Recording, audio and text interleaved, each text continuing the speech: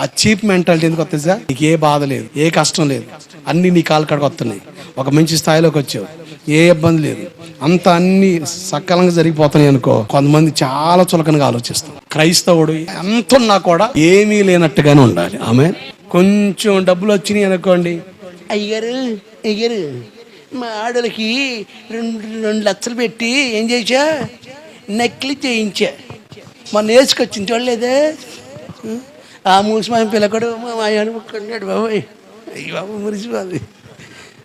అసలు ఆనందం మామూలు కాదు, బంగారం నుంచి పుట్టుకొచ్చే ప్రేమ అది, దాంతోనే కరిగిపోతుంది.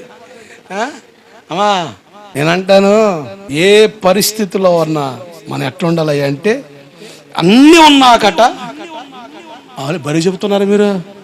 ఈ బలి వస్తాయి, మనకి వాక్యం రాదు కానీ ఈ బలి వస్తాయి. అన్నీ ఉన్నాకు ఏమీ లే నాకు ఎగిరెగిరి పడుద్దంట, ఎందుకు ఊడిపడ్డా.